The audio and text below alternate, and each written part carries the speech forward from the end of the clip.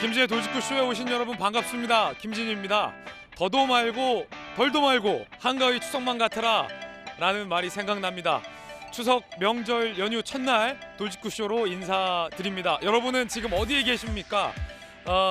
고행에 가는 차 안에서 핸드폰으로 보고 계십니까? 아니면 이미 도착하셔서 안방으로 보고 계십니까? 아니면 집에서 저희 돌직구쇼를 보고 계십니까? 오늘 추석 특집으로 김진의 돌직구쇼 준비했습니다. 특히 추석 당일 내일이죠. 내일 저녁 7시에는 100년 만에 가장 둥그런 달을, 완벽한 원에 가까운 보름달을 보실 수 있다고 합니다. 가족들과 함께 내일 저녁에는 100년 만에 처음으로 등장하는 가장 둥근 완벽한 보름달 보시면서 여러분들이 희망하는 소원 이루시기를 바랍니다. 저는 비가 오나 눈이 오나 명절 연휴 첫날이나 매일 아침 이곳에서 여러분을 기다리겠습니다. 김진의 돌직구쇼 지금 라이브로 시작합니다. 잠깐만요.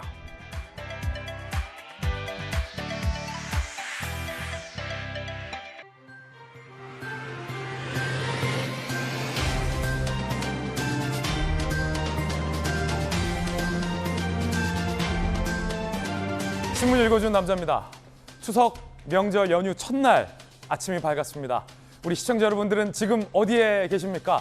아버님 어머님 댁 향하고 있는 차 아닙니까? 아니면 이미 도착을 하셨습니까? 오늘 명절 연휴 첫날에도 돌직구쇼 문 활기차게 열어보겠습니다. 조간신문은 어떤 뉴스를 보도하고 있을지 4가지 키워드 엄선했습니다. 먼저 첫 번째 키워드부터 공개하겠습니다. 첫 번째 키워드는 뭘까요? 바로 이겁니다. 기소. 이재명 대표 입장에서는 명절 연휴 첫날부터 이 뉴스를 받아들게 된 셈이겠군요. 동아일보 5면입니다.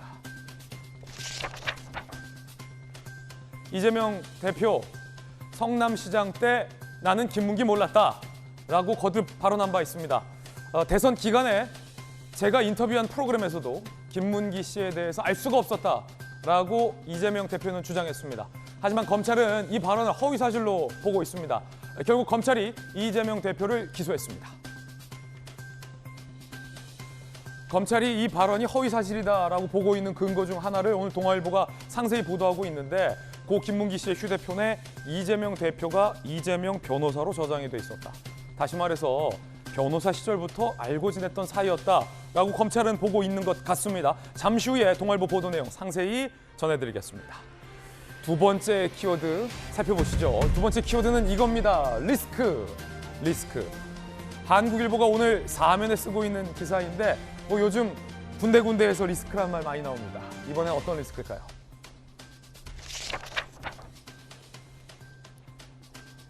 이준석 리스크입니다. 이준석 리스크. 정진석 국회 부의장을 내정한 비대위 체제 출범했습니다. 그런데 이준석 전 대표는 또 정진석 비대위 체제에 가처분을 신청했습니다. 자, 과연 법원은 이번에 어떻게 판단을 할까? 국민의힘은 이에 대응하기 위해서 당원까지 바꾼 상황. 누가 보더라도 비상 상황이다 라는 게 국민의힘 입장인데 이 대표는 여전히 이게 무슨 비상 상황이냐. 그런데 법조계에서는 이번에 가처분은 받아들여지지 않을 것이다 라는 전망이 우세한 듯합니다. 정치권 일각에서는 언제까지 이 대표가 가처분을 계속할 거냐라는 의문, 퀘스천 마크도 제기되고 있습니다. 이제는 그만해야 할 때 아니냐라는 의견도 많습니다. 이어서 다음 키워드입니다. 세 번째 키워드는 이겁니다. 밥상. 경향신문 4면 기사입니다. 이재명 부부 대 윤 대통령 부부. 국민의힘과 민주당이 서로 고소전 맞불 카드를 꺼내 들었죠. 추석 밥상 민생 대신 정쟁이다. 경향신문이 여야를 비판했습니다. 이재명 부부, 이재명 대표는 기소됐고 김혜경 씨도 기소 위기에 있습니다. 이에 대응하기 위해서 민주당은 윤석열 대통령을 고소했죠. 과연 이번 추석 밥상에서 정치권 이야기 중에 어떤 쪽에 대한 비판 여론이 우세할까 상당히 궁금해집니다. 자, 이어서 다음 키워드입니다. 네 번째 키워드 살펴보시죠. 네 번째 키워드는 이겁니다. 천사. 세상에 날개 없는 천사들이 참 많은 것 같습니다. 조선일보입니다. 눈물의 포항에 이름 없는 천사들이 내려왔습니다. 태풍의 아픔을 함께 극복하기 위해서 추석 앞두고 전국에서 자원봉사자들이 찾고 있습니다. 서울, 광주, 대구, 단양 자원봉사자 등 9,000명이 무려 9천여 명이 이 포항 시민들을 돕기 위해서 봉사활동에 나섰습니다. 얼마 전 정치권에서 봉사활동 왔다가 비 나왔으면 좋겠다, 사진이나 잘 나오게 했던 정치권의 봉사활동과는 대비되는 이름 없는 천사들의 진짜 봉사활동인 셈입니다. 천사답게 자동차 잔해도 번쩍 뜨는 모습이 인상적입니다. 역시 우리 국민들의 성정은 대단합니다. 위대합니다. 지금까지 신문 읽어주는 남자였습니다.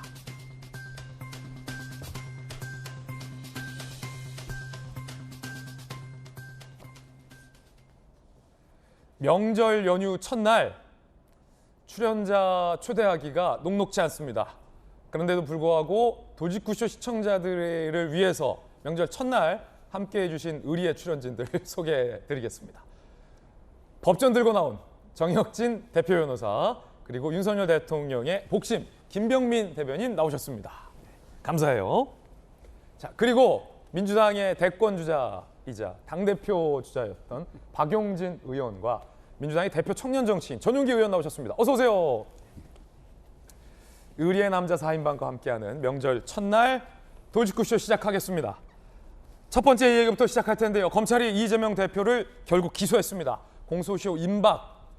검찰의 선택은 이재명 대표 기소였습니다. 자, 그럼 아내인 김혜경 씨에 대해서는 검찰이 어떻게 할까요? 기소할까요? 불기소할까요? 궁금합니다. 그 이야기 지금 시작합니다. 검찰 이재명 기소. 거짓말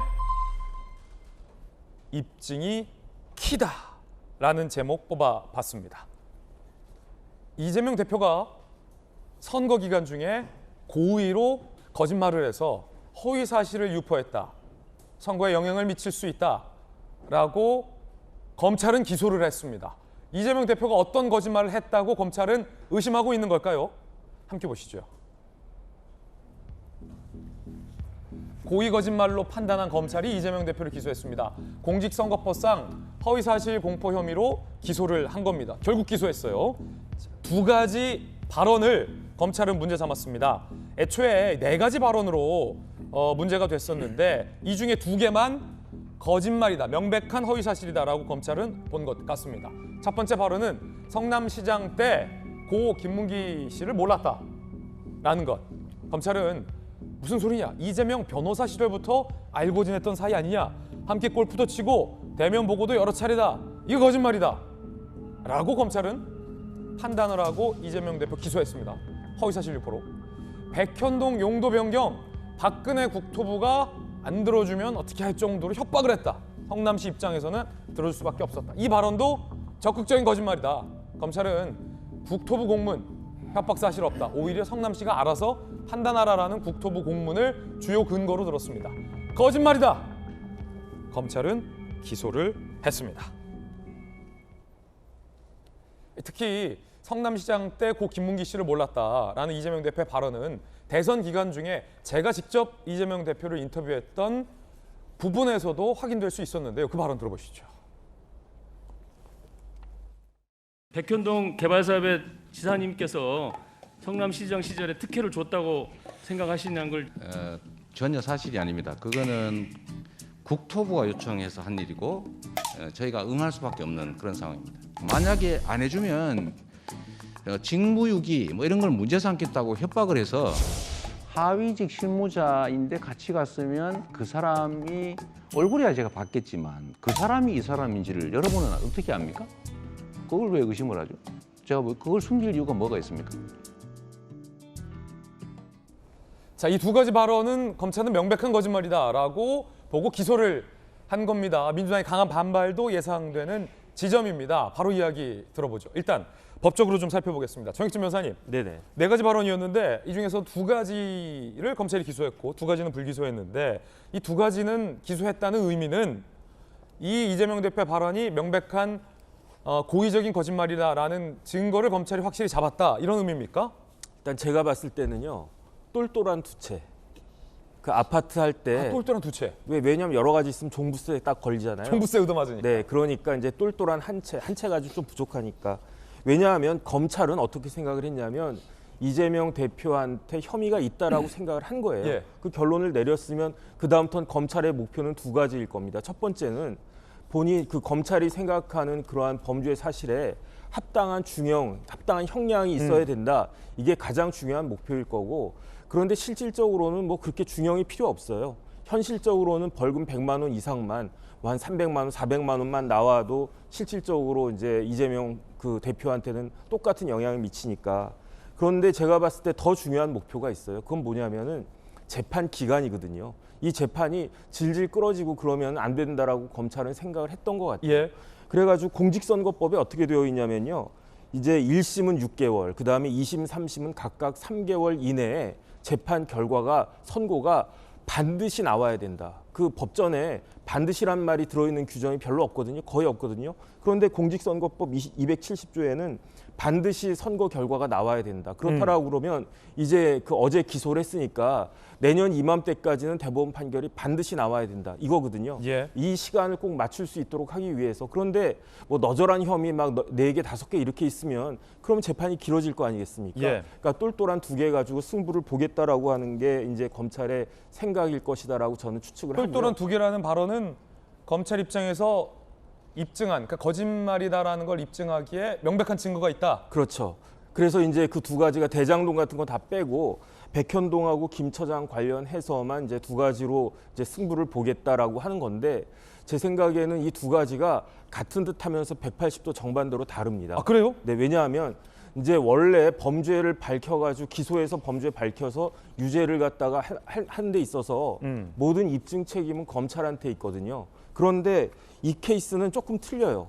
이제 김 처장 관련해가지고는 검찰이 그 김 처장을 몰랐을 리가 없다라고 하는 것을 입증을 해야 되거든요. 예. 그런데 백현동 건은 달라요.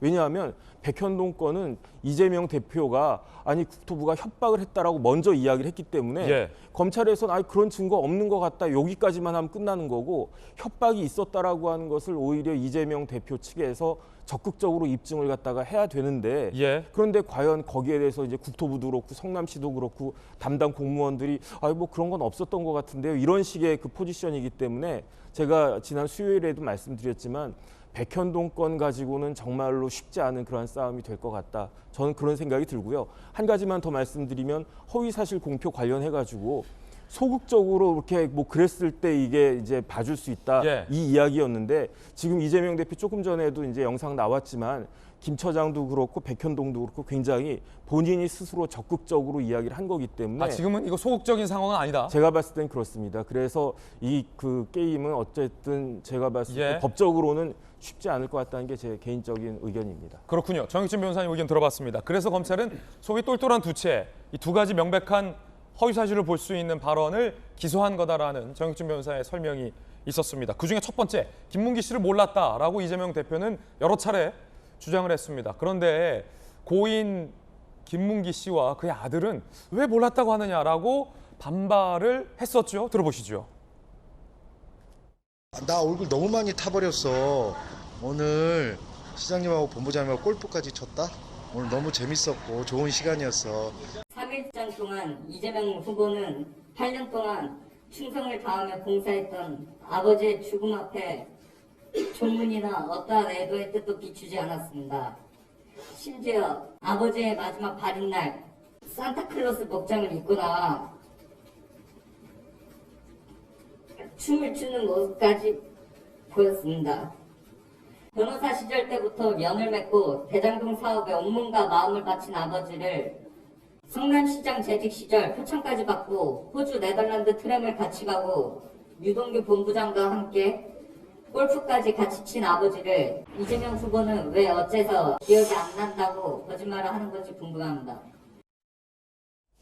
고 김문기 씨의 아들은 저렇게 반발한 기자회견을 하기도 했었습니다. 변호사 때부터 알았다라는 게 아들의 주장이었는데, 자, 김병임 대변인님, 예. 오늘 동아일보 보도 보니까 검찰이 김문기 씨의 휴대폰에 이재명 변호사로 저장돼 있다. 예. 라는 걸 확보했다는 보도도 있던데요. 휴대전화에 저장돼 있는 내용들이 이재명 시장, 이재명 도지사가 아니라 이재명 변호사로 저장이 돼 있다는 겁니다. 2010년도 성남시장으로 당선되기 전인 변호사 시절부터 고 김문기 처장과 이재명 당시 변호사가 알고 지낸 정황 증거들을 아마 확보한 것으로 보이죠. 예를 들어서 우리 박용진 의원님 같은 경우에 지금은 만나면 다 박용진 국회의원으로 저장해 놓겠지만 예. 옛날부터 알고 지낸 사람들은 박용진 대변인 오. 이렇게 저장돼 있는 사람들이 있을 겁니다. 오. 저도 저장해 놓고 있는 내용들을 사실 웬만하면 잘 안 바꾸게 되거든요. 맞아요. 그러니까 그런 내용들을 그대로 갖고 있는 것들을 비견해 봤을 때 그리고 이재명 성남시장 등에 대한 이 대면 보고를 실질적으로 했던 내용들 또 골프를 치는 과정에서도 해외에 있었던 공식적인 일정이 아닌 비공식 일정으로 따로 나가서 골프를 쳤다라고 예. 하는 여러 가지 정황 증거들을 아마 검찰이 확보해 놓은 것으로 보이고요. 이런 내용들을 비춰봤을 때 법리적인 문제랑은 조금 별개로 고인이 된 유가족이 나와서 정말 피토하듯이 얘기를 하지 않습니까? 그러니까 누군가는 대장동에 관련된 문제 때문에 여러 사람들이 목숨을 안타깝게 잃게 됩니다. 그런 일들이 벌어졌을 때 당시 대통령 후보였던 이재명 후보는 어찌됐든 성남시장이었던 예. 본인으로부터 파생됐던 많은 일들의 의혹들이 있고 여기에 대한 수사 과정 속에서 누군가는 목숨을 끊게 되는데 거기에 대한 안타까움, 있는 그대로의 진솔한 얘기들 그런 것들보다는 오히려 자신에게 제기되는 여러 의혹들을 막 회피하는 듯한 발언들만 보여졌거든요. 아버지랑 관계가 있고 아는데 왜 모른다고 하냐라고 얘기했던 이 유가족의 목소리가 저는 잊혀지지가 않는데 그런 내용들을 여러 언론 앞에 나와서 작정이라도 한 듯이 계속 얘기를 꺼냈고 그 내용들을 바탕으로 또 민주당이 당시 대통령 선거를 치른 측면이 있기 때문에 이 내용에 대한 사건의 진실은 재판을 통해서 꼭 좀 밝혔으면 좋겠습니다. 예. 자, 물론 이제 김문기를 아느냐 모르느냐라는 건 이재명 대표의 마음속에 명확하게 있겠죠. 민주당의 두 분의 의원은 어떻게 보십니까? 먼저 박용진 의원님. 지금 돌아가신 분의 아들은 변호사 때부터 다 알고 표창도 하고 출장도 같이 가고 아버지랑 잘 아는데 왜 모른 척하느냐라고 기자회견까지 했고 검찰도 이재명 변호사로 저장돼 있지 않냐라고 다양하게 보고 있는 것 같아요. 이재명 대표는 모른다고 있고 어떻게 보십니까? 검찰이 뭐 어떤 그 증거와 증언 관련들을 확보했는지는 뭐 알 수 없고요. 그렇죠. 이제 곧 이제 뭐 공소장이 공개가 될 터이고 그걸 바탕으로 혹은 이제 재판 과정에서 이재명 당시 후보가 알았는지 몰랐는지 허위 사실이었는지 아니었는지 다시 말해서 거짓말을 했는지 안 했는지를 확인할 수 있을 거라고 봅니다. 예. 그러나 제가 좀 여기서 드리고 싶은 말씀은 뭐냐면 이게 만일에 재판으로 가더라도요. 보통은 이제 허위 사실 공표 혹은 뭐 그 허위 경력 이런 것들을 통해서 아마 제가 전문가는 아닌데 저도 선거법으로 여러 가지 그 뭐 이렇게 늘 그 선상에 서 있으니까 재선 의원이시니까 예, 또. 이제 봤을 거 아니에요. 예. 이게 정혁진 변호사님만큼은 아닙니다만 제가 알기로는 이런 모든 문제가 당선되려고 하거나 혹은 낙선시키려고 하는 그러니까 당락 유무에 결정적인 영향이 있었느냐 없었느냐가 되게 중요한 기소의 이유이고 그래서 당선된 사람들이 사시나무 떨듯이 떠는 게 이런 일들이에요. 그러니까 뭐 가령 그 향응 제공이라든지 금품 뭐 이라든지 이런 등등이 아니고 내가 혹시나 당선됐는데 내가 혹시나 저 허위 사실 공표했던 거 없나? 이런 것들이 상당히 중요하죠. 근데 이제 낙선에 된 경우가 허위 사실 공표로 어떤 처벌을 받았었던 기억은 제가 큰 사례는 본 기억이 잘 없어요. 그러니까 보통 지난번 이재명 그 경기도지사가 친형과 관련된 건과 관련해서 거짓말을 했다. 그것도 그때도 아마 방송 토론 중에 서로 주고받던 과정에서 나왔던 이야기를 허위사실이다 이렇게 해서 걸어서 대법원까지 갔었죠. 1심, 2심 다 유죄, 대법원에서는 무죄가 나왔던 사건입니다. 그런데 그런 경우는 당선이 됐으니까 좀 중요하게 들여다보고 심각하게 봤던 것 같고요. 낙선자에게 공직선거법상 허위사실 유포의 칼날을 들이댔던 적은 없다. 제 기억에 그렇다는 예. 말씀이고요. 여기서 연결져서 하나 더 넘어가면 이렇게까지 해야 되나 하는 생각인 거죠. 그러니까 물론 정치적으로 집권 여당의 적수이고 네. 중요한 라이벌이고 정치적 라이벌이고 또 윤석열 대통령과 얼마 전까지 겨뤘던 사람이니까 예의주시하고 뭔가 이렇게 좀 하려고 하는 검찰 내부에 혹은 집권 여당 진영 내에 어떤 움직임이라든지 자발적인 충성심 이런 것들이 있을 수 있죠. 그러나 낙선한 사람을 이렇게 그 대통령 후보였었던 주요한 대통령 후보였었던 낙선한 사람을 다른 것도 아니고요. 선거법상의 말 몇 마디가 사실이냐 아니냐를 가지고서 이렇게 기소를 했던 경우는 제가 기억이 없어요. 정치적 탄압이다. 예, 정치 탄압이라고까지 할 수 있을지 모르겠는데요. 예. 이게 그 큰 그 고래나 상어 정도를 다듬어야 되는 상황에서 검찰이라고 하는 아주 예리한 칼, 예.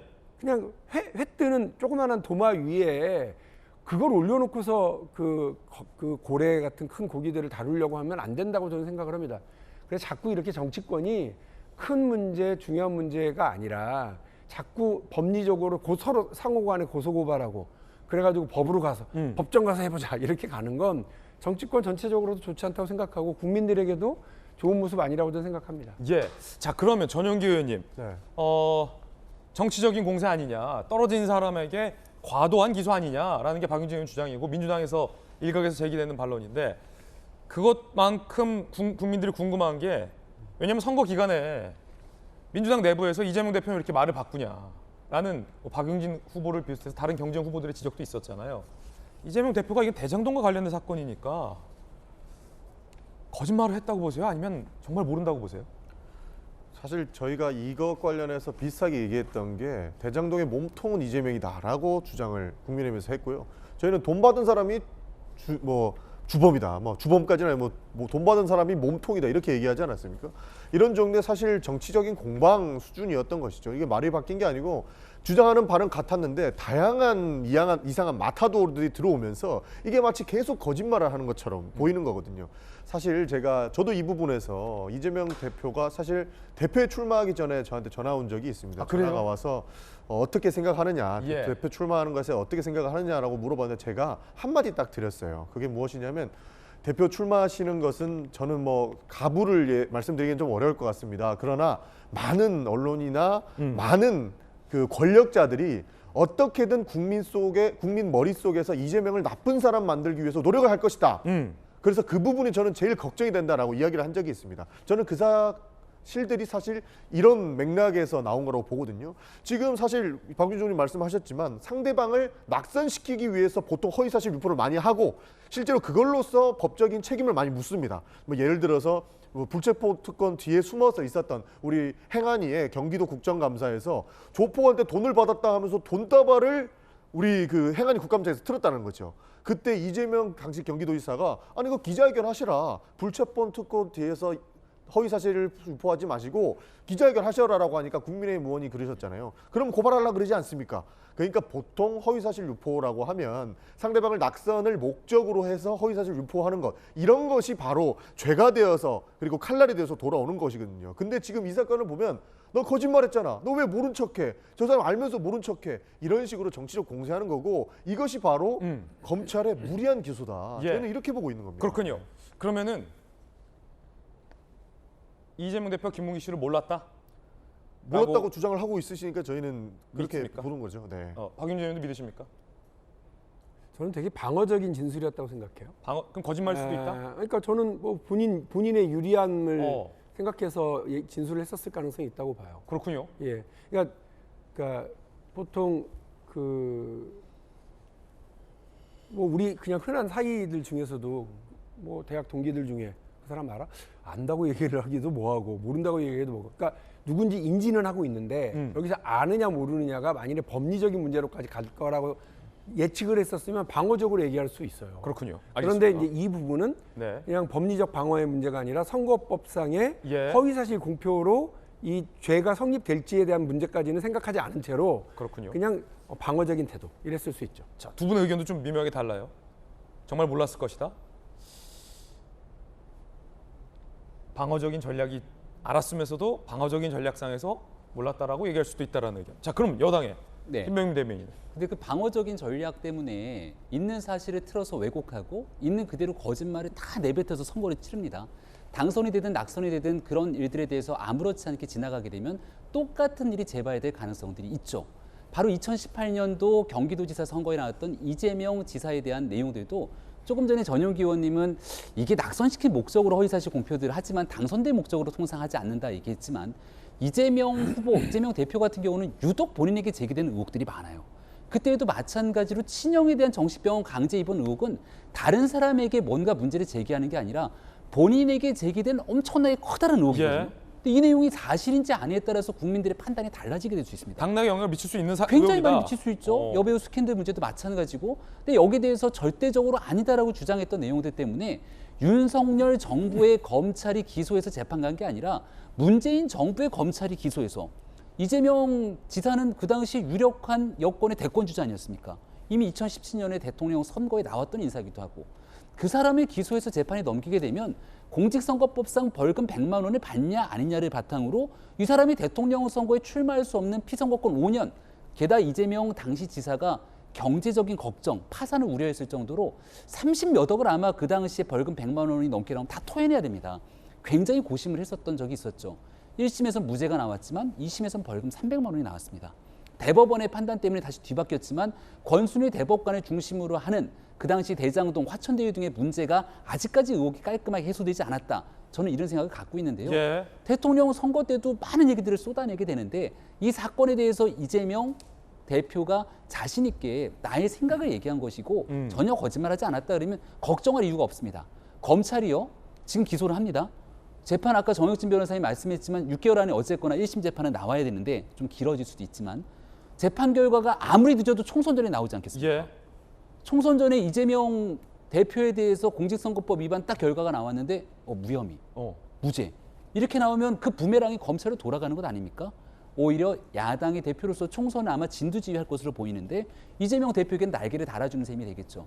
그러니까 명확하게 사실과 객관적인 법리를 근거로 저는 기소했을 거라 생각하는데 이거 정치적인 쟁점 공방화시키지 말고 예. 워낙이나 사람의 목숨이 죽었고 또 대장동이라고 하는 단군 일의 최대 비리가 아니냐 이런 문제가 나왔던 일에 관련된 일이니만큼 백현동도 마찬가지고 여기에 대해서 있는 그대로의 사실관계 다툼을 법정에서 했으면 좋겠습니다. 자, 이건 기소할 만했다. 여야 의견이 다릅니다. 뭐 이런 걸 갖고 패자에게 기소까지 하느냐라는 의견과 이건 당락에 중요한 영향을 미칠 수 있는 문제이기 때문에 기소할 만했다라는 여당의 의견이 다릅니다. 자, 그럼 두 번째 발언. 박근혜 당시 국토부에서 협박을 했다. 그래서 백형동 승인해줬다. 이거 검찰은 거짓말이다라고 보고 있습니다. 원희룡 장관이 어제 채널A에 출연했습니다. 들어보시죠. 저희가 다 조사한 다음에 답변을 했어요. 협박이라고 할 만한 그게 전혀 없다라는 회신을 수사기관에 보낸 일이 있습니다. 성남시 판단대로 하시면 된다라는 공문 2개. 그걸 가지고 뭐 직무유기로 뭐 협박을 했다라고 주장을 했는데 그건 뭐 수사기관이 판단할 일이죠. 원희룡 국토부 장관은 국토부가 협박한 사실이 전혀 없다. 오히려 성남시가 판단하라고 공문을 보냈다라는 겁니다. 함께 보시죠. 그 공문입니다. 이렇게 성남시가 저기 판단해야 할 사항이다. 용도 변경. 국토부에 묻지 마라. 소위 그런 공문을 성남시에게 보냈다. 자, 이 공문을 두고 과연 협박으로 볼 수 있느냐? 원희룡 장관은 협박 아니다라고 반론을 하고 있는 겁니다. 여러분 어떻게 생각하십니까? 이재명 대표가 김문기 씨를 몰랐다고 생각하십니까? 아니면 이 같은 공문들을 봤을 때 박근혜 정부 국토부가 성남시를 협박했다고 판단하십니까? 수사기관은 어떻게 판단할까요? 재판부는 어떻게 판단할까요? 상당히 궁금해집니다. 자, 만약에 재판부가 기소된 이재명 대표의 혐의에 대해서 100만 원 이상 벌금형을 선고할 때는 어떤 일이 벌어질까요? 정혁진 변호사님 어떻게 됩니까? 100만 원 이상 형이 나오면.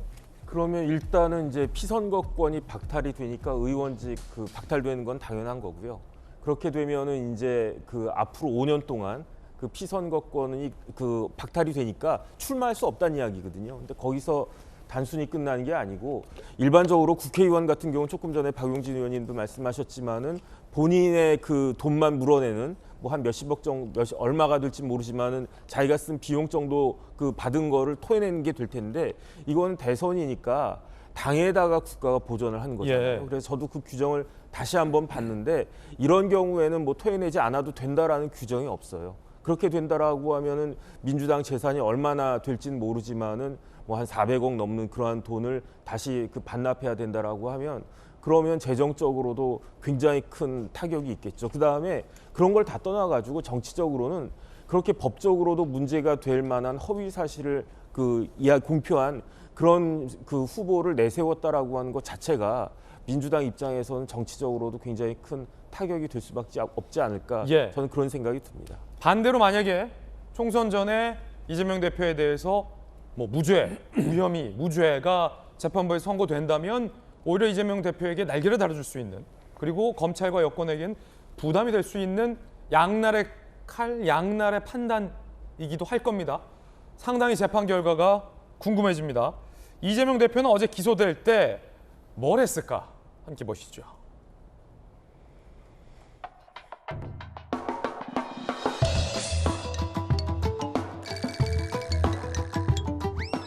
여기 계산시장입니다. 계산시장. 인생을 살다 보면 기쁠 때도 있고 슬플 때도 있고 힘들 때도 있고 즐거울 때도 있고 그런 거 아니겠어요? 음기만큼 양기가 있다. 이게 다 양면들이 있는 거예요. 자, 민주당의 반응은 어떨까요? 최고위의 반응들 모아봤습니다. 직접 들어보시죠.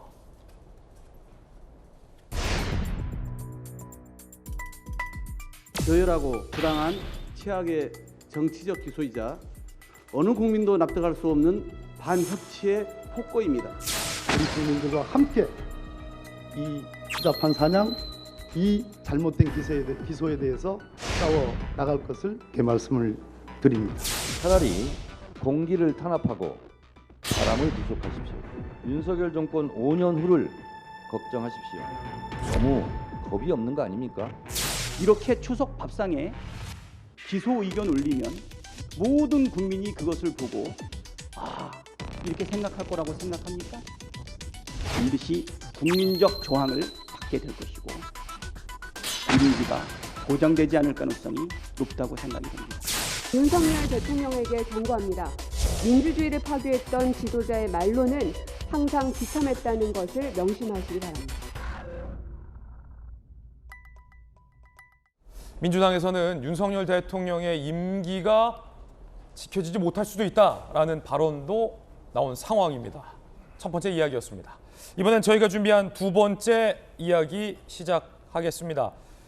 킨텍스의 사장 이화영 사장은 이재명 대표의 측근으로 알려져 있습니다. 그런데 어제 많으신 분들이 보도를 했죠.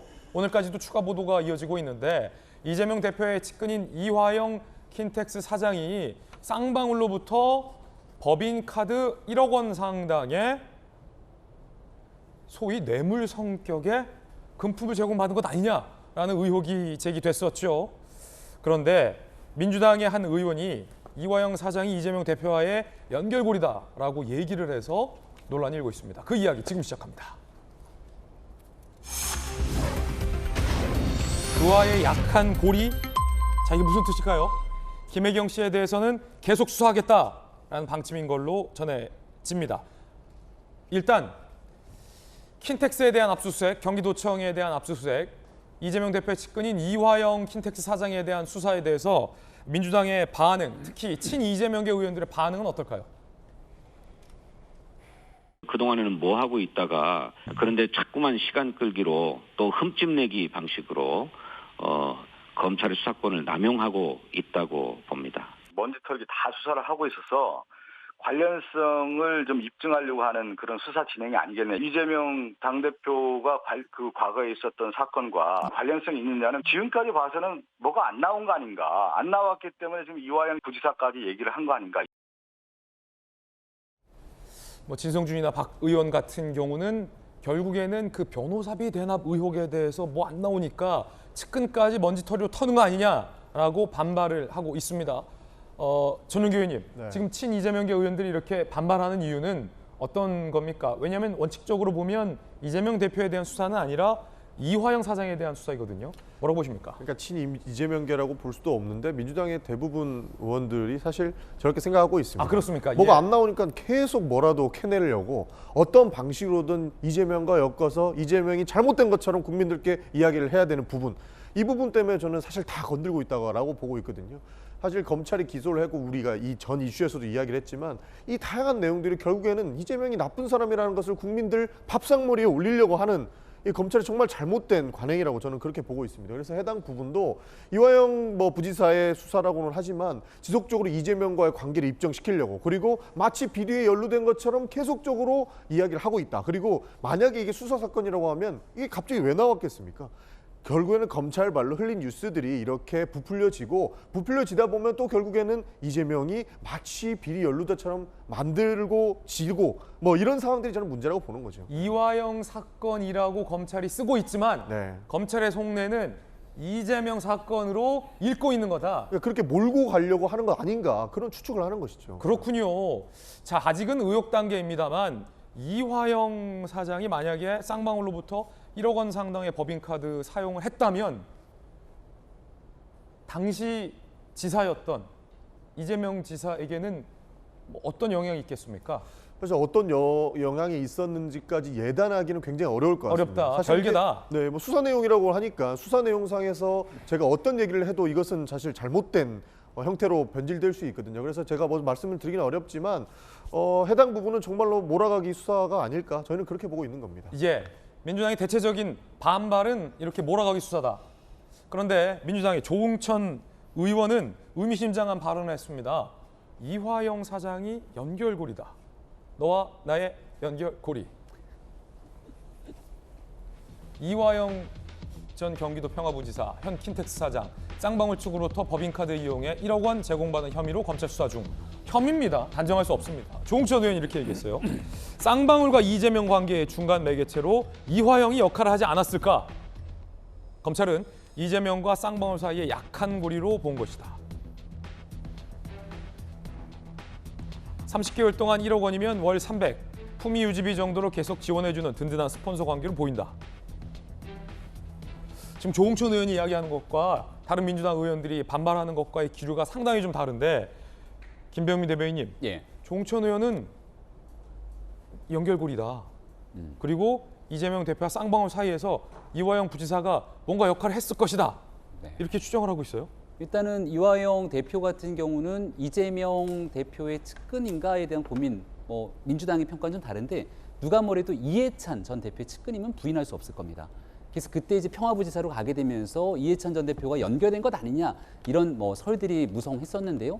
결과적으로 이재명 지사는 본인이 줄 수 있는 가장 좋은 자리가 평화부지사 한 자리인 건데 거기를 이화영 지사를 임명했으니까 임명된 다음부터는 측근이다 이렇게 얘기하는 거 부인할 수 없을 겁니다. 그리고 지금 이 받고 있는 혐의가 되게 고약한 혐의가요.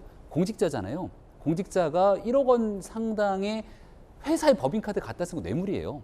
뇌물 혐의를 받고 있는 상황이기 때문에 지금 이 내용에 대해서 임명권자인 이재명 대표에 관련된 문제를 제기하는 것 너무 당연하게 있을 수밖에 없는 일인데 정말 상식적으로 이해가 안 가는 건 평화부지사건, 서울에 있는 정부시장이건 법인카드가 충분히 나옵니다.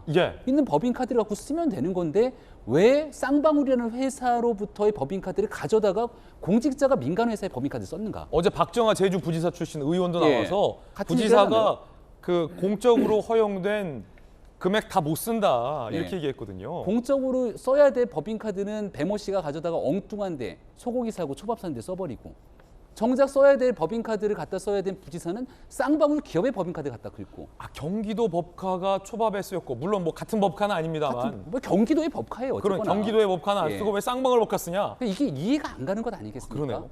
그리고 쌍방울이라는 회사의 사회이사를 경기도에 오기 전부터 이화영 대표가 지냈습니다. 그러니까 그 연결고리 과정 속에서 도대체 무슨 관계가 있는 것인가에 대한 의구심이 증폭될 수밖에 없는데 쌍방울이 아무 문제가 없으면 실질적인 소유주들이 왜 수사가 들어오자마자 수사 상황들, 검찰이 있는 내용들을 기밀 유출 이 내용도 지금 문제가 되고 있습니다. 그리고 해외로 도피성 출국해서 감감무소식으로 있는지 이런 내용들에 대한 설명이 잘 안 되거든요. 쌍방울이라는 회사가 옛날에 정말 우리 그 네이 저도 쌍방울 이 네이 많이 사입었었는데 굉장히 국민 기업으로 잘 알려져 있는데 지금 현재 기업의 상황들이 매우 좋지가 않습니다. 주식 그래프 보시면 동전주로 전락해버린 정말 어려운 상황들을 겪고 있는데 아니 이 법인카드를 경기도 평화부지사한테 계속 내줄 정도로 회사 상황이 좋았던 거야? 쌍방울 회사의 주주들은 이 내용들 보면서 분개하지 않을 수 없을 텐데요. 어떤 일들이 과연 경기도 이재명 지사 시절에 그 사이에서 있었던 건지 변호사비 대납 의혹부터 많은 의혹들이 쏟아지고 있으니까 하나씩 찬찬히 수사가 진행되고 있는 과정이 아닌가 싶습니다. 자, 조응천 의원은 검사 출신이에요. 검사 출신의 조응천 의원이 약한 연결고리다라는 표현을 썼는데 자, 이게 좀 궁금합니다. 이 표현의 의미. 정혁진 변호사님 어떤 의미일까요? 그 약한 고리란 말은 제 기억에 따르면 레닌이 쓴 말이에요. 그런데 아마 공략 지점, 타격 지점 여기를 공략하면 이길 수 있다. 그런 의미로 쓴 것 같고 검사 출신인 조홍천 변호사 그 의원님이 그걸 아셨겠죠. 근데 제가 봤을 때 이화영 지금 사장이죠. 킨텍스 사장인데 2017년 3월 달에 쌍방울의 사회이사가 됐고요. 그다음에 그 2018년 7월 달부터 이제 경기도 평화부지사가 됐다가 킨텍스 사장은 2020년 9월 1일자로 갔단 말이에요. 저도 기업의 그 대기업의 사회이사 한 적이 있는데 아무리 큰 기업도 사회이사한테 법인카드 준 건 저 본 적이 없어요. 예. 그냥 돈을 뭐 월급같이 이렇게 별로 하는 일도 없거든요. 그런데 그 법인카드를 줬다? 그다음에 경기도 부지사가 됐는데도 불구하고 그 법인카드를 또 썼다? 이거는 공직적인 그러한 마인드가 없는 거 아니냐. 더 심한 거는 뭐 부지사 법인카드 얼마나 될지 모르겠지만 제 생각에는 킨텍스 사장하면서 그때는 그야말로 기관장이니까 충분한 법인카드를 쓸 수 있었을 텐데도 불구하고 쌍방울 법인카드를 그 이후에도 쓴 것 같다는 식으로 언론에 나와 있더라고요. 네. 그래서 결국은 제가 봤을 때 이화영 그 사장을 지금 공략하고 있지만 결국은 더 그 중요한 타격은 그 타격 지점은 쌍방울이 아닌가 싶고요. 그다음에 이제 그 야당에서 우려하시는 것처럼 결국은 이제 쌍방울의 문제가 되는 게 그 이화영 사장 그 법인카드 그다음에 행사비 지원하는 것도 있지만 결국은 최종적인 목표는 그 이재명 대표의 변호사비 관련해서 진짜로 혹시 그 쌍방울에서 대납을 하는 것이 있느냐 이 부분에 대해서 한 발짝 한 발짝 조여 들어가는 그러한 느낌을 주는 것이 아닌가 저는 그런 생각을 사실 합니다. 예. 자, 물론 이화영 사장이 정말로 쌍방울로부터 법인카드를 받았는지 여부는 뭐 명확히 단정할 수는 현재 없다라는 것 다시 한번 말씀드리겠고 설사 이화영 사장이 법인카드를 받았어서 유죄로 드러난다 할지라도 이게 즉 이재명 대표의 변호사비를 쌍방울이 대납했다라는 증거가 될 수 없다라는 것도 분명히 말씀을 드리고 넘어가야 할 것 같습니다.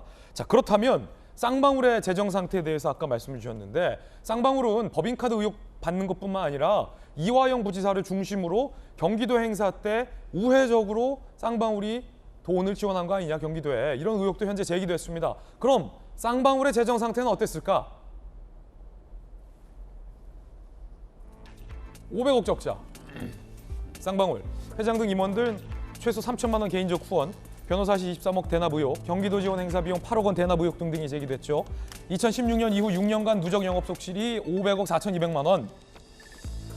500억 적자를 보고 있었던 상황에서 이 같은 뭐 법카랄지 경기도 행사 지원 금액이 쓰인 것 아니냐라는 의혹도 제기된 상황입니다. 그 일단은 박용진 의원님, 예. 쌍방울이라는 기업의 재정 상태가 좋지만은 않았던 것 같아요. 근데 이거를 뭐 명확하게 좀 갈라봐야 될 것이요.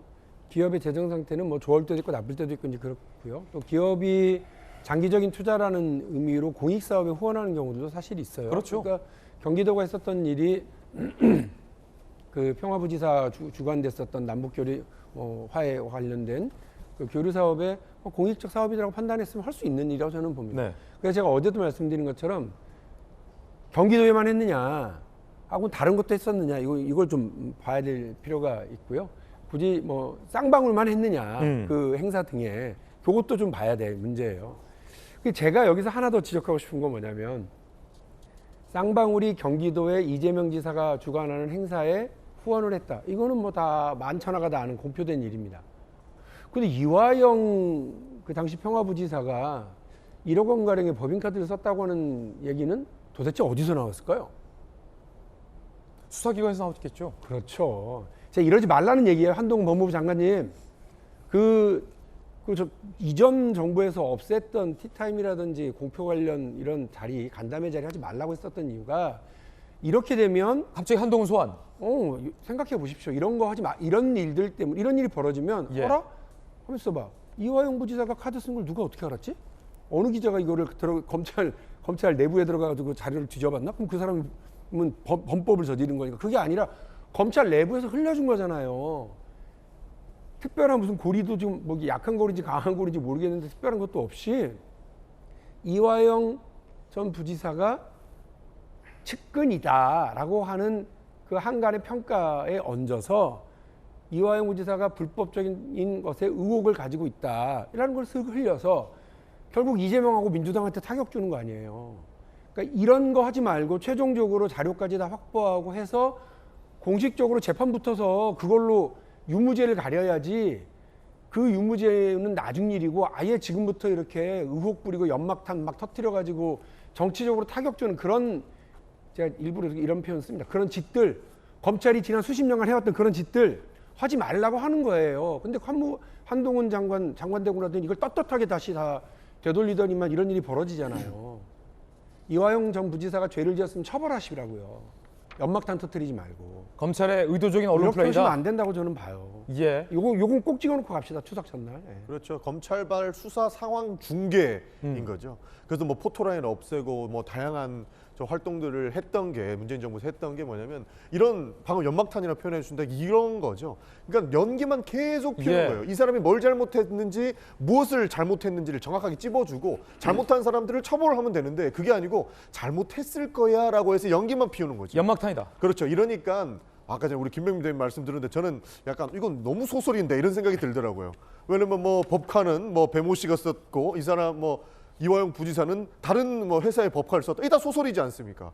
이게 결국에는 하나도 나오지 않은 상황 속에서 검찰발 수사 상황 중계로 인해서 이것이 마치 기정사실화되고 추석 밥상머리에서 이런 얘기가 나오고 이재명은 마치 나쁜 사람이 된다. 이런 거는 굉장히 잘못된 것이기 때문에 저희가 바로 잡으려고 했던 것이고, 예. 한동훈 법무장관도 말씀하신 것처럼 그렇게 하시면 안 되는 걸 검찰한테 더 말씀해 예. 주셔야 더 국민들의 지지를 받을 수 있을 것이다. 그렇게 보는 겁니다. 이게 마치 짜여진 각본처럼 지금 이 시점에서는 추석 전에 연막탄 한번 터뜨리고 소설만 이렇게 쓸 수 있게끔 기소하고. 판만 깔아주는 거죠. 예, 네. 물론 이제 소설에도 픽션과 논픽션이 있기 때문에 이게 픽션이실 논픽션이실 좀 두고 봐야 될 것 같은데, 소설은 추미애 전 장관이 소설은 추미애 같습니다. 라고 얘기를 했다가 김병민 반론. 소설과 협회 등에서 또 문제를 삼지 예. 않은 기억들이 생생하거든요.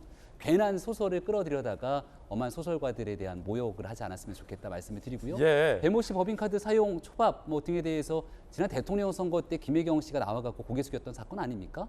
그 내용을 부인할 수는 없을 거라 생각하고, 지금 이 쌍방울에 관련된 내용 검찰에 대한 지적 잘해주셨는데요. 검찰 문제 있습니다. 어떤 문제가 있냐? 수사 상황에 있는 내용들 그대로 수사 기밀이 유출돼 버렸던 일들, 예. 명명백백하게 밝혀야 됩니다. 쌍방울에 유출한 거. 그 수사 기밀이 있는 그대로 유출이 되고 나서 결국 그 사람들이 해외로 도피성으로 나가버리고 그렇죠. 수사가 진행이 안 되고 있는 상황 아니겠습니까? 예.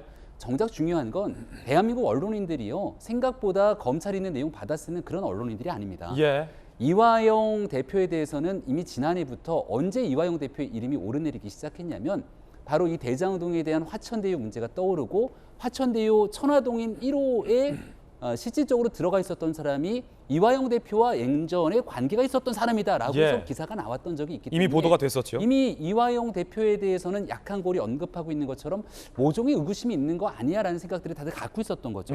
혹이 변호사비 대납의 쌍방울에 결국 강제 수사 등이 나가게 되는 상황들, 기자들이 취재해서 쓰는 건지 검찰이 다 흘려준 건지 확인이 안 된 내용들을 가지고 얘기하는 것 자체가 의혹성으로 검찰을 낙인 찍는 건 아닙니까? 아, 오히려. 하지만 명백한 것은 검찰에 있는 수사 내용들을 누군가가 의도적으로 위법행위로 유출했다면 이거는 팩트고 여기에 대해서 처벌해야 되는 상황이거든요. 그러니까 이런 일들에 대한 검찰의 잘못된 행위가 어디서부터 나왔는지에 대한 확인이 분명히 필요하고, 국민들이 궁금해하고 있는 것은 누군가는 죄를 지은 사람이 있다는 겁니다. 그 죄를 지은 사람이 예. 이 법적인 성역 안에 갇히지 않고 명명백백하게 국민 앞에 법의 잣대로 심판받는 일일 텐데요. 그 일이 이제 하나둘씩 드러나지 않겠습니까? 예, 이재명 대표는 쌍방울과의 의혹과 관련해서 쌍방울 내복 한 벌밖에 사입은 인연이 없다라고 부인한 바 있습니다. 자, 그러자 국민의힘에서는 반박을 했는데 들어보시죠. 이재명 대표 측과 쌍방울과의 거미줄처럼 얽힌 실타래가 드러나고 있고, 쌍방울로부터 나온 돈이 이재명 의원을 위해 또는 이재명 의원 측근을 위해 쓰인 정황이 계속 보도되고 있는데도 이재명 대표와 쌍방울의 인연이 과연 내복 한 벌뿐이라고 주장할 수 있겠습니까? 이제 국민 앞에 진실을 밝혀야 할 때입니다.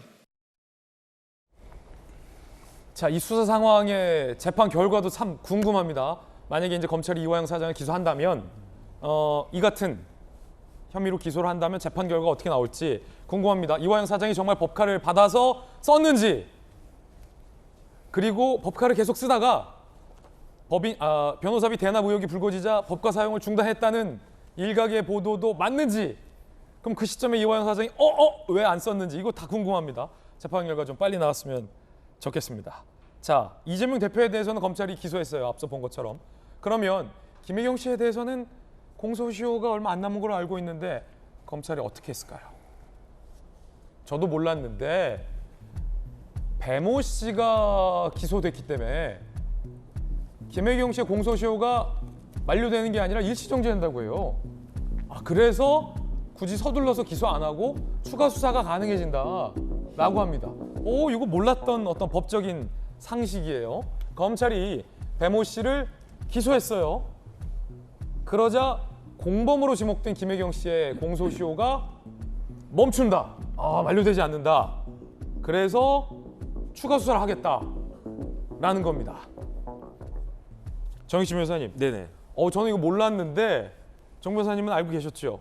네, 저 고시 공부할 때 그거 알아야 됩니다. 저거 알아야 돼요? 네네. 사법고시 보셨죠? 네네. 네. 너무 친해서 가끔 까먹어. 공범 관계에 있는 사람을 일단 기소를 해. 네네. 그러면 다른 공범의 공소시효는 일시중지가 된다. 그게 어떻게 되냐면요. 예. 시간은 흘러가는 거잖아요. 명언이에요. 시간은 흘러간다. 흘러가는 시간을 멈추게 하는 게 공소시효 정지거든요. 흘러가는 시간을 멈추게 하는 어떤 기법이다. 네네. 그런데 이제 공소시효 정지가 되는 경우가 몇 가지가 있어요. 예. 예컨대 이제 해외로 도피하면 그러면 그때 수사가 안 되니까 공소시효가 정지되도록 되어 있고. 그래가지고 옛날에 이걸 잘 모르는 해외로 도피한 범죄자가 해외에서 다 공소시효 언제 끝나는지 계산한 거예요. 정지됐다 하고 당당하게 귀국했는데 공소시효가 중지됐다라고 수갑 탁 채운. 그다음에 또 하나가 뭐냐면 대통령 되면 다 좋은데 한 가지 안 좋은 게 공소시효가 정지가 돼요. 그거 안 좋은 거예요? 안 좋죠. 왜냐하면 나중에 처벌받을 수 있으니까. 그런데 대표적인 게 뭐냐면 기소가 되면 공소시효가 정지가 되거든요. 예. 기소가 되면.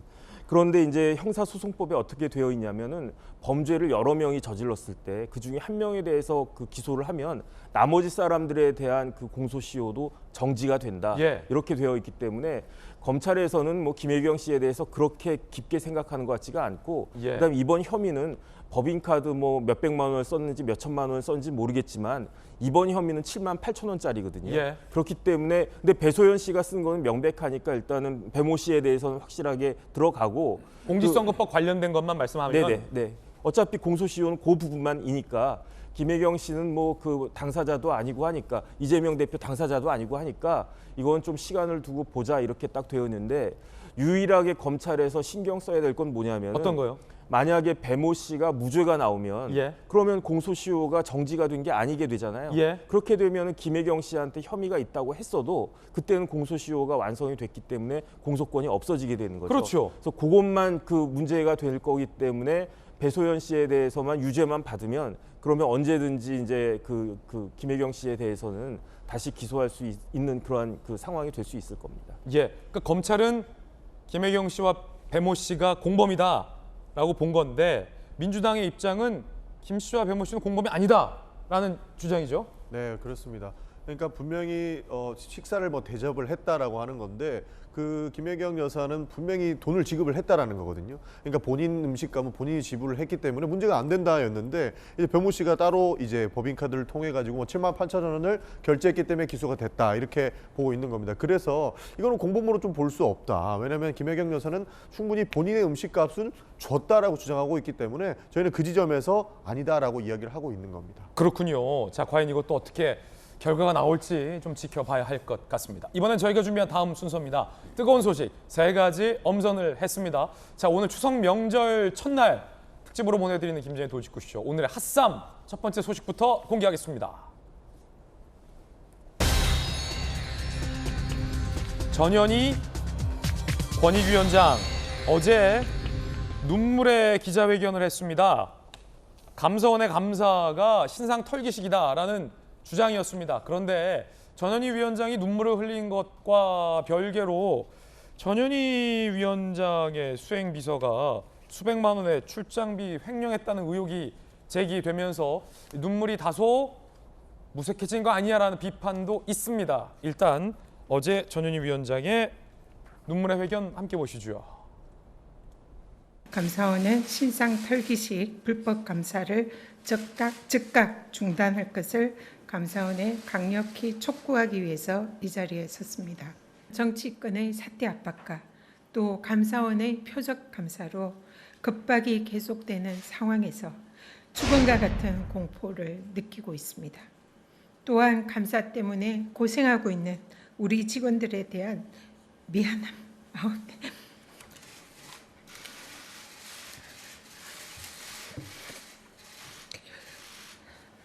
죄송합니다.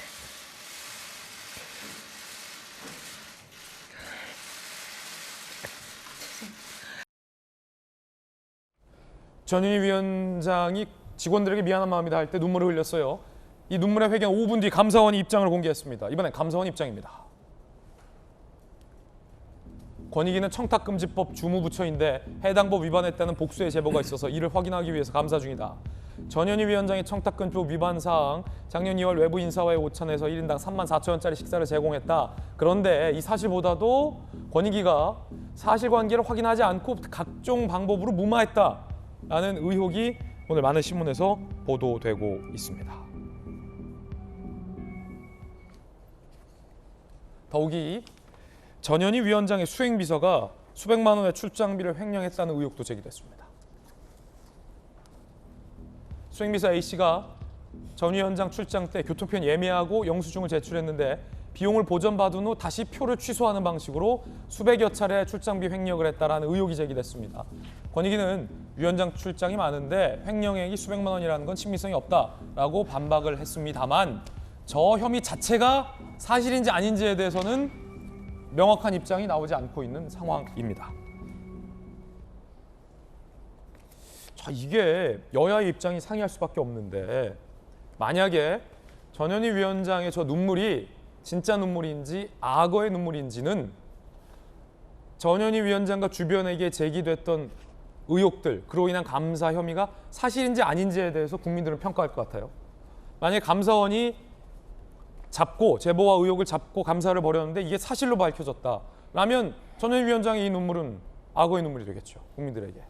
하지만 감사원이 감사하고 있는 의혹, 전현희 위원장에게 둘러싼 의혹이 전혀 사실 무근인데 이 같은 감사를 벌였다면 감사원이 오히려 국민들에게 지탄을 받을 일이 되겠죠. 여야 의견 들어보겠습니다. 먼저 박용진 의원. 제가 지금 그 국민권익위원회를 피감기관으로 하고 있는 정무위원회 소속이에요. 정무위 소속이잖아요. 지금 정무위원회 난리예요. 아, 그래요? 이 문제 때문에. 예. 왜냐하면 여러분 축구는 연장전을 우리가 잘 보죠. 근데 그 감사 연장전 했다는 거 들어보셨어요? 감사 기간을 또 연장해가지고 또 해요. 털다 안 나오니까. 그리고선 하신다는 말씀이 이른바 청탁금지법 관련해가지고 김영란법과 관련해서 좀 더 해야 되는데 그 다른 얘기를 지금 하고 있단 말이에요. 최재해 감사원장님이 얼마 전에 국회에서 그런 말씀 하셔갖고 다들 귀를 의심케 했었던 적이 있는데 뭐라고 그랬느냐면 대통령 국정 운영을 지원하는 지원기관이다 감사원이. 그래가지고 여당의 그 법사위원장이 귀를 의심한다 이렇게 얘기할 정도로 듣기 민망한 얘기죠.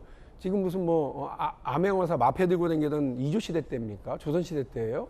그렇게 얘기하시면 안 되죠. 근데 최재해 감사원장이 그런 생각을 가지고 있으니까 대통령의 국정 운영 중에 되게 중요한 것이 이전 정부 인사를 쫓아내는 거라고 생각하시는지 모르겠지만 이렇게 하면서 어떤 일까지 벌어졌느냐면요.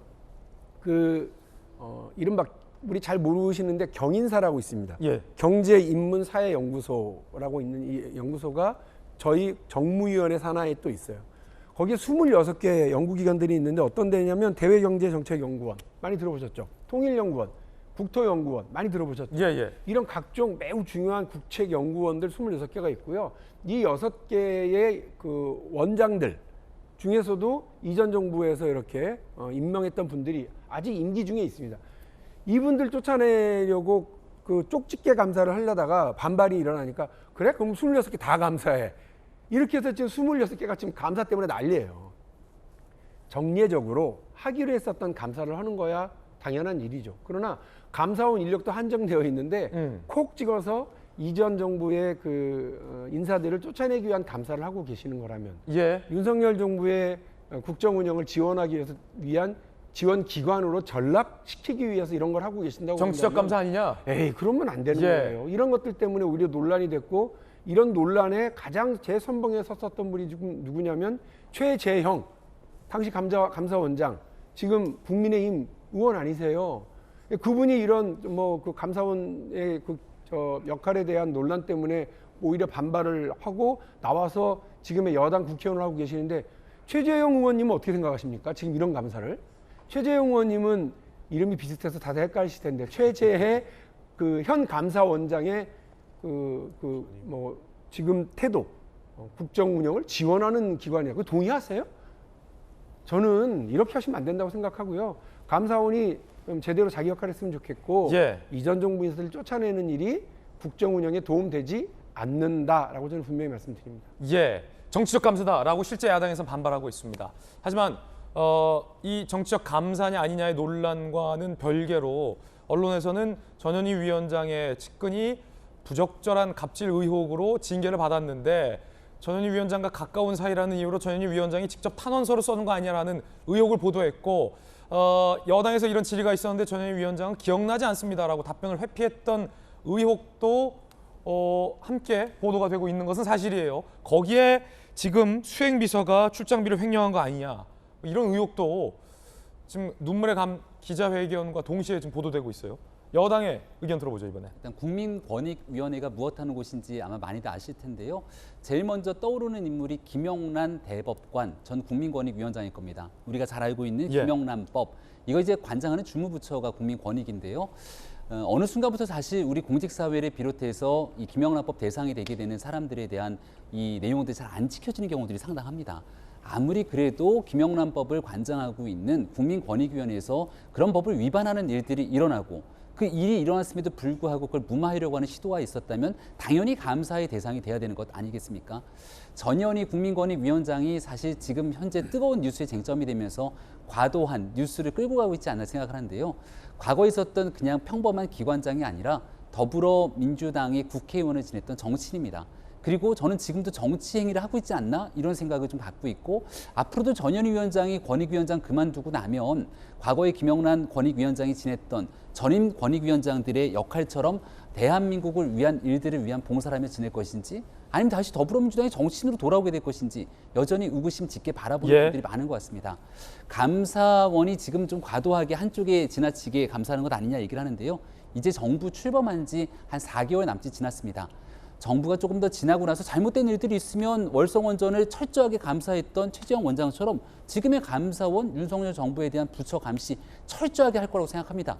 왜냐하면 대통령실에 대해서도 지금 문제가 있는 것들에 대해서 하나둘씩 다들 들여다보고 있는 상황들인데, 지난 정권에서 임명돼 있던 사람들, 또 현재까지 끌고 왔던 일들의 잘못된 일들, 통상적인 감사가 진행되는 것 아닌가 보는데요. 시간이 지나고 나서도 여전히 내부의 잘못들에 대해서 눈을 감는 감사원의 모습이 보이면 그때 가서 냉철하게 비판해도 늦지 않다 생각합니다. 수행비서의 출장 횡령 의혹 철저히 파헤쳐야 된다라는 여당의 의견도 들어봤습니다. 두 번째 뜨거운 소식 공개하겠습니다. 권영세 통일부 장관이 북한의 이산가족 회담을 공개 제의했습니다. 북한은 무반응입니다. 한 달에만 이산가족 400여 분이 세상을 떠납니다. 이산가족이라는 단어 자체가 사라지기 전에 문제를 해결해야 합니다. 오늘 정부는 남북 당국 간 회담을 개최하여 이산가족 문제를 논의할 것을 북한 당국에 공개적으로 제의합니다. 북한 당국이 우리의 제안에 조속히 호응해 나올 것을 강력하게 촉구합니다. 통일부 남북공동연락사무소를 통해 몇 차례 통지문 전달을 시도했지만 북측이 입장은 안 바뀌었다. 우리의 제안에 적극 호응해 올 것을 촉구한다라고 밝혔습니다. 윤석열 정부를 대신해서 통일부가 권영세 장관이 이산가족 회담을 북한에 제안한 겁니다. 자, 그런데 정말로 이거는 뭐 진보 보수를 떠나서 모든 정부가 이산가족 상봉을 위해서 이런 노력은 해야 합니다. 남아있는 이산가족분들도 많이 계시지 않고 고령의 이산가족들이 결국 언제 북한에 있는 우리 가족들을 만날까라는 것만 고대하다가 돌아가시고 있는 분들이 너무 많기 때문에 여야를 할 거 없이 뭐 보수 진보를 상관없이 이산가족 상봉을 제의하고 북한이 좀 적극적으로 민족적인 차원에서 호응해줬으면 하는 바람이 있는데 문제는 북한이 이렇게 무반응이라는 거죠. 이산가족 상봉해달라라는 거에 답변도 안 하면서 김정은이 이렇게 얘기했습니다. 미국을 향해서 백날 첫날 제재 가해봐라. 딴소리하고 있어요 지금 김정은. 제재 가해봐라. 절대 핵 포기 못한다. 라고 김정은이 강도 높은 반발을 했습니다. 딴소리 하는 거죠. 이 말은 제재 좀 풀어달라라는 얘기로 반어법적인 얘기로도 전문가들 사이에서는 풀이되고 있습니다. 이산가족 상봉에는 김정은은 관심이 없는 것 같아요. 본인의 제재에만 관심이 있는 것 같은데 이 부분이 좀 안타깝습니다. 더 나아가서 사실은 박용진 의원님, 네. 저는요 우리나라에 탈북자분들이 많습니다. 예. 나이가 많으신 고령의 탈북자도 있고 가족과 함께 온 탈북자도 있고 젊은 탈북자도 있는데 넓게 보면 이 탈북자분들도 이산가족이거든요. 북한 김정은이 탈북자라면 치를 떨고 싫어하는 거 잘 알지만 이거 어떡합니까? 탈북했는데 다 잡아서 북한으로 데리고 갈 거예요? 아니잖아요. 북한이 좀 대승적으로 탈북자분들도 좀 이산가족으로 보고 이산가족 상봉을 좀 더 넓게 응해줬으면 하는 바람이 좀 있는데 어떻습니까? 지금 우리가 흔히 말하는 이산가족은 한국전쟁 당시에 그렇죠. 이렇게 흩어진 가족, 북에서는 이제 흩어진 가족들이라고 이렇게 얘기를 하는데 그런 분들이신데요. 그분들 말고도 가족이 전체적으로 한국전쟁 전후에서 월남을 했거나 또 월북을 했거나 하는 그렇죠. 분들이 계세요. 그런데 이분들을 서로 그냥 모르는 척하고 있었는데요. 제 지역구에 상당히 많은 분들이 북에서 내려오신 분들이에요. 이북에서. 계시더라고요. 그런 분들이 말씀을 들어보면 마지막 소원 하나가 고향 땅 한번 밟아보는 거예요. 그래요. 맞아요. 그리고 또 북에서 오셨던 분들이 상당히 생활력이 뛰어나셔가지고요. 또 지금 추석 명절이잖아요. 예, 기업도 일으키고 또 우리 지역에서 열심히 사업을 하셔서 돈도 많아요. 이분들의 꿈이 뭐냐면 고향의 금이 환영해서 고향에 뭔가를 하나 해주고 싶어 하시는 분들이 많아요. 전봇대라도 하나 세워주고. 그래서 가령 북이 수연했다고 그랬을 때 이분들이 앞장서 가지고 노력을 하고 돈을 모아서 북으로 보내려고 했는데 정치적으로 막혀서 못했던 분들도 많고요. 이분들까지 다 생각을 하면 단순히 흩어진 가족들의 상봉 문제뿐만이 아니라 고향을 두고 떠났던 분들, 심지어 남쪽이 고향이었는데 이래저래한 이유로 북으로 가셨던 분들이 끌려갔거나 자기가 자진해서 갔거나 이런 분들도 역시 다 우리가 인도적으로 이제는 뭐 벌써 한 50년이 훨씬 넘은 상황이니까 이런 문제들을 좀 해결을 해야 되고요. 김진애 앵커가 말씀하신 것처럼 이른바 북한 이탈 주민들에 대한 문제도 점차적으로 인도적인 차원에서 열어나가야 될 필요가 있다고 저는 생각하거든요. 그런 면에서 북이 조금은 개방적으로 봤으면 좋겠고요. 제가 여기서 한 말씀을 더 드리면 권영세 통일부 장관이 잘하고 계시는 거예요. 권영세 장관 잘했다? 예. 그러니까 미국하고 북한하고는 아마 상당 기간 서로 멱살 잡고 저렇게 갈 거예요. 그럼에도 불구하고 인도적 측면에서 북에 대한 지원은 열려 있다라고 이미 몇 번 얘기를 했어요. 그래서 인도적 차원에서의 북에 대한 지원은 계속해서 하겠다라고 입장을 밝혔고 그에 대한 북이 대답은 없지만 욕하진 않아요. 이번에도 북이 호응을 안 하지만 욕은 안 하네요. 예. 이산가족 문제와 관련해서 통일부를 욕하거나 이러진 않아요. 그러네요. 예, 되게 중요한 문제예요. 그러니까 웬만하면 북한이 다 욕하거든요. 예, 특히나 이제 윤석열 대통령도 거의 대놓고 막말을 하는데 저는 통일부가 인도적 차원에서의 지원과 교류 협력 사업에 대한 문제를 저강도로 계속해서 진행해 나가셔라. 그리고 또 하나는 학술적 교류와 국제적 교류를 통한 북한과의 관계도 계속해서 진행하시라. 이게 왜 중요하냐면 우리의 민간 단체라든지 혹은 학술 단체들이 북에 들어갔다 나왔다 하는 거 혹은 해외에서 서로 만나도록 하는 것은 계속해서 해주는 것이 북한 내부의 상황들을 조금이라도 더 날 것으로 듣는 데 중요하거든요. 이게 다 대북 정책을 수립하는 데 되게 중요한 정보예요. 잘하고 있다. 예, 그래서 더 하시라. 아직은 호응이 없지만 권영세 장관이 보수적인 정부에서는 저렇게 안 할 거야 했었던 거를 저렇게 해주시는 거는 저는 박수치고 잘한다고 칭찬을 굳이 이 자리에서 다시 한번 드립니다. 윤석열 정부의 권영세 장관을 향해서 또 민주당, 야당의 박용진 의원이 높게 평가한다라는 의견도 참 흥미롭습니다. 그런가 하면 북한 얘기 나와서 말인데 이 병역 문제 관련해서 젊은이들이 참 민감한데 특히나 BTS의 병역을 소위 대체 복무로 전환해 주냐, 면제해 주냐라는 문제에 대해서 여론조사가 실시됐습니다. 함께 보시죠. 동의한다가 67.5%, 반대한다가 31.3%입니다. 그럼 20대는 어떨까요? 자, 20대도 찬성률이 56.4%로 나왔습니다만 찬성률이 가장 낮긴 합니다. 아무래도 이제 군대를 가야 하는 입장이기 때문에. 자, 같은 청년으로서 전윤기 의원님, 이 여론조사 결과 어떻게 봅니까? 저는 일단 우선 국방부가 자기들 책임을 국민 여론조사로 돌렸다라고 강하게 비판하는 입장입니다. 왜냐하면 사실 병역 특례 문제는 다시 재논의돼야 될 지점으로 왔다고 보거든요. 많은 청년들이 지금 어떻게 이 복무를 생각하느냐를 좀 다시 봐야 되는 거고, 계속적으로 출생률이 떨어지고 있는 상황에서 병역 전반에 이제 개선이 필요한 상황인데, 사실 국방부가 지금 어느 정도 결단을 해야 될 영역에 와 있습니다. 근데 이렇게 여론조사를 통해서 뭐 대체 복무를 할 것인가 물어보는 게 굉장히 이 책임을 국민들 여론이 이렇지 않냐라고 떠넘기는 이런 행태를 보이고 있는 거예요. 그리고 저는 저 여론조사 잘못됐다고 보고 있습니다. 뭐가 잘못됐냐면 말장난이 들어가 있어요. 그러니까 BTS는 지금 굉장히 국익에 도움이 되고 있기 때문에 해외에서 활동을 할 수 있게끔 도와주냐. 사실 이거는 병역 특례거든요. 그러니까 군대를 빼주냐 안 빼주냐 이거의 문제예요. 근데 여론조사를 지금 굳이 대체 복무를 시킬 것인가라고 하고 있거든요. 이건 뭐냐면 사실 대체 복무는 공익근무요원이라든지 산업기능용원 이 정도를 대체 복무로 보고 있는 거고, 빼주는 게 아니다.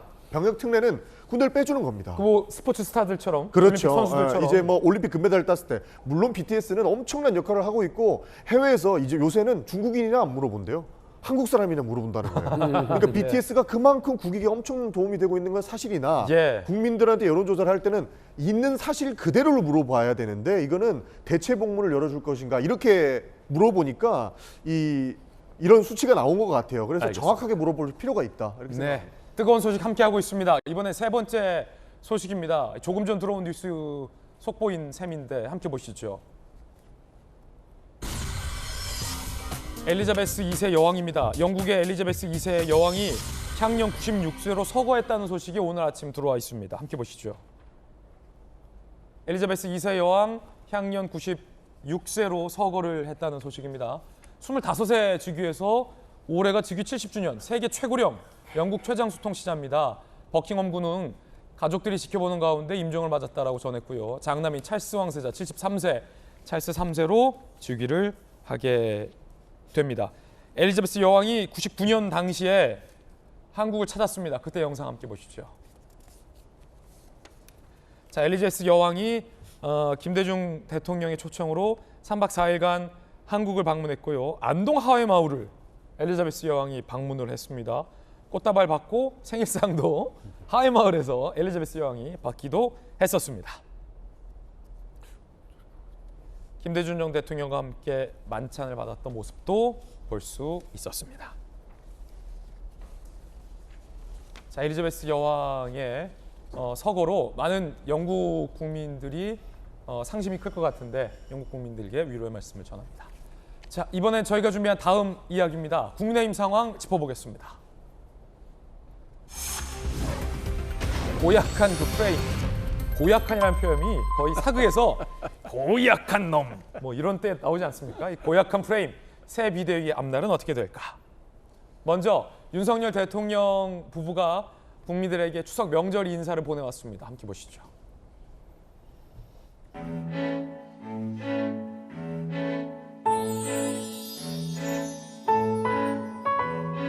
사랑하는 국민 여러분, 한가위입니다. 소중한 분들과 정을 나누며 따뜻한 시간을 보내고 계십니까? 태풍과 수해로 피해를 입은 분들께서 하루빨리 일상으로 돌아가실 수 있도록 최선을 다하겠습니다. 어려운 국민들의 목소리를 세심하게 듣고 그분들의 마음을 어루만지는 정부가 되겠습니다. 희망의 보름달을 품는 추석 연휴가 되시기 바랍니다. 감사합니다. 네, 윤석열 대통령 부부의 명절 인사 살펴봤습니다. 국민의힘 상황 짚어보죠. 권성동 원내대표가 사퇴를 했습니다. 그리고 이준석 전 대표는 또 가처분 신청을 했습니다. 함께 보시죠. 사퇴의 뜻을 굳힌 지 오래되었습니다. 자리에 연연하지 않았습니다. 당의 혼란이 가중되고 있어 지도부 일원으로서 책임을 통감합니다. 당의 리더십 위기는 전임 당대표의 성삼납 의혹을 무마하려는 시도가 윤리의 징계를 받으면서 촉발되었습니다. 이준석 전 대표의 연이은 가처분 소송은 위기와 혼란을 더 확대시키고 있습니다. 이준석 전 대표는 또 가처분. 정진석 비대위원장이 비대위원장으로 내정됐다는 뉴스가 뜨자마자 개사진을 올려서 소위 이준석 전 대표가 조롱을 한 거 아니냐라는 논란도 불거졌는데 법적인 가처분을 역시나 또 했습니다. 정진석 비대위원장 직무정지, 새 비대위도 효력정지, 추가 가처분 신청을 했습니다. 정익준 변호사님 어떻게 들여다보십니까? 일단 뭐 가처분 신청하는 건 자유인데 예. 이제 다윗과 골리앗의 싸움이었잖아요. 그런데 저도 이번에는 골리앗이 이길 거라고 생각을 했는데 뜻밖에도 진짜로 다윗이 이겼단 말이에요. 그런데 또 이제 이준석 대표가 또 그 가처분을 이제 신청한다고 하는 거니까 어떤 생각이 드냐면 만약에 골리앗이 죽었는데 부활을 했어요. 그래가지고 다시 다윗하고 싸울 때 2차전에서 다윗이 또 이길 수 있을 것인가.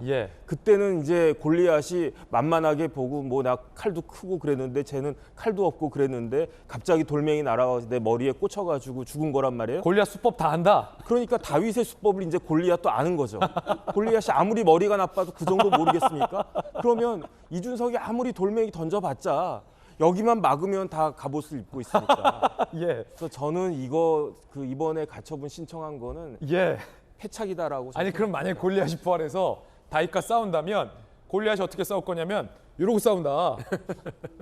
이러고 싸운다 이 말이에요? 그러다가 잡아가지고 그냥 칼로 치면은 다윗이 이길 수 있겠습니까? 저는 개인적으로는 그런 느낌이 듭니다. 정익준 변호사님의 개인적인 비유라는 말씀. 법리적인 얘기는 하나도 안 하시고. 아 그럼 법리적으로는 어떻게 봅니까? 법리적으로도 아니 그 국민의힘이 바보가 아닌 이상 또 가처분하겠다고 선전을 갖다가 하고 예고를 했는데 만약에 또 가처분이 인용된다라고 하면 그럼 뭐 국민의힘 뭐 할 말 더 없게 되는 거죠. 저는 어쨌든 이번에는 기각될 확률이 지난번보다 더 높지 않을까 하는 생각이. 혹시 돌직구 나오실 때 이 법전보다도 어떤 비유를 할까를 더 고민을 많이 하시는 편입니까? 아니요, 그렇지는 않습니다. 그렇지는 않습니까? 농담입니다. 그런데 그럼 정진석 비대위원장의 반응은 뭘까요? 이준석 전 대표를 향해서 돌아올 수 없는 강을 건넜다라고 경고했습니다. 결국 돌아올 수 없는 강을 건넜다. 더 이상 국민의힘과 함께할 생각이 없는 것 같다. 긍정적인 결말을 예상하기엔 국면이 넘어왔다라고 굉장히 의미심장한 얘기를 했습니다. 정진석 비대위원장 이야기 들으시죠. 친윤이니 무슨 윤핵관이니 이런 거 참나 고약한 프레임이라고 생각하는데 아니 사실 모든 우리 당의 국회의원들이 열심히 우리 윤석열 당선을 위해서 뛰었습니다. 그분들 다 윤핵관이에요. 그렇지 않습니까? 윤핵관을 부정적으로 바라보는 네거티브하게 보는 그러면 뭐 이준석 전 대표는 뭐 반핵관입니까? 이준석 전 대표가 만들어낸 용어인데 정권 교체를 위해서 열정을 다 불사른 그런 당원 동지들이 조롱의 대상이 되어서는 아니 된다 이렇게 생각하고 있기 때문에 그런 표현을 좀 삼가해 주기를 부탁드리겠습니다. 자 이제 김병민 대변인님 본인이 소속된 당의 상황이니까 굉장히 좀 생각이 복잡해질 것 같은데 당원을 바꿨고 비대위를 출범했고 그런데 이준석 전 대표는 개사진을 올리면서 또 가처분을 했고 권성동 원내대표는 어쨌든 물러났고 어떻게 보십니까? 만약 최악의 상황을 가정했다면 주호영 비상대책위원장이 그대로 다시 하고 그 비대위원들을 그대로 두고 권성동 원내대표가 당원 당규를 개정했지만 사퇴하지 않고 그러면서 이준석 전 대표가 가처분을 신청했을 때의 상황은 아마 국민의힘이 굉장히 최악이었을 상황이었을 겁니다. 주호영 비상대책위원장이 더 이상 본인이 맞는 것이 적절치 않다 생각하면서 물러났고 권성동 원내대표가 사실상 당대표에 대한 직무대행, 권한대행 역할을 하고 있었는데 그 내용들까지도 아마 권성동 원내대표도 본인 스스로 모든 책임을 지고 자진 사퇴하는 게 썩 마뜩지 않았을 겁니다. 근데 권성동 원내대표도 임기가 남아있지만 스스로 지그다 물러내면서 모든 것들이 지금 국민의힘의 비상 상황임을 다시 규정하고 있고 그러면 지금 자기 자리에 남아있으려 하는 사람은 이준석 전 대표밖에 없다? 이준석 전 대표 그리고 김용태 전 최고위원 딱 이 한 사람만이 있는 상태에서 과연 당을 정상적으로 가져갈 수 있겠는가에 대한 판단에서는 국민의힘의 예. 상임 전국위원회 표결을 거쳐서 이 당원 당규까지 개정해 나가는 상태에 이르렀기 때문에 예. 아마 이 비상대책위원회 출범 이후 법원의 판단은 좀 다르게 나올 거라고 저는 생각을 하고요.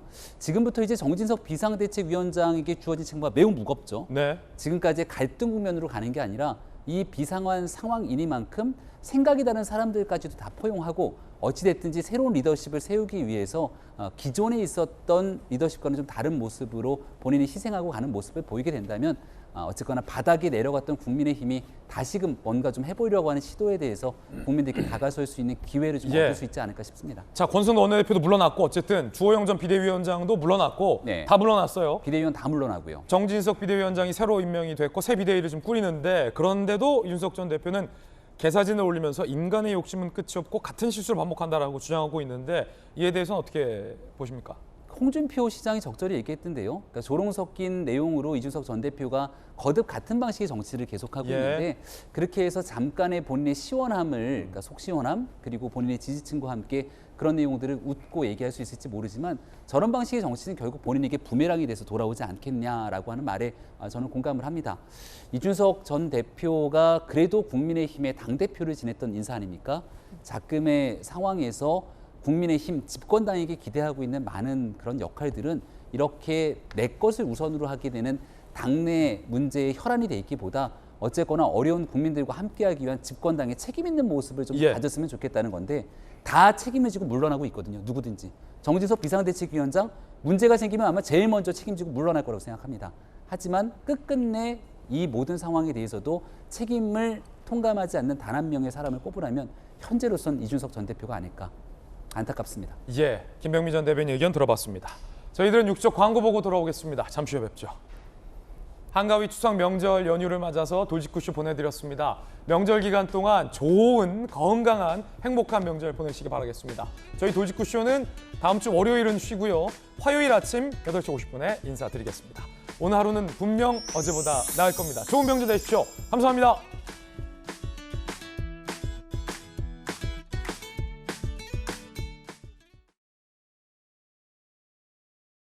영월 경찰관 휴대폰 성관계 영상 유출 관련 정정 및 반론 보도문 2020년 1월 8일자 김진애 돌직구쇼 391회 경찰 성관계 영상 유출 제하의 방송 관련 정정 및 반론 보도. 본 방송사는 2020년 1월 8일 위와 같은 제목의 방송에서 영월 경찰서 소속의 경찰관 2명이 휴대폰 판매업자와 결탁해 지역 여성 사업가의 휴대폰에 있는 성관계 동영상을 열람하고 이를 유출하였다고 보도하였습니다. 그러나 확인 결과 지역 사업가는 여성이 아니고 위 성관계 영상 열람과 유출은 확인되지 않아 이를 바로잡습니다. 또한 해당 경찰관들은 해당 사업자와 지역 공무원 간 유착이 있다는 의혹을 밝히기 위해 범죄 정보를 수집하려는 목적에서 휴대폰을 입수하였을 뿐 해당 사업자와 개인적인 갈등 관계가 있다거나 약점을 잡기 위함은 아니었다고 알려왔습니다. 해당 경찰관들에 대한 구속영장 청구는 기각되었고 개인정보보호법 위반 혐의에 대해 1심에서 무죄가 선고되어 항소심이 진행 중인 것으로 알려왔습니다.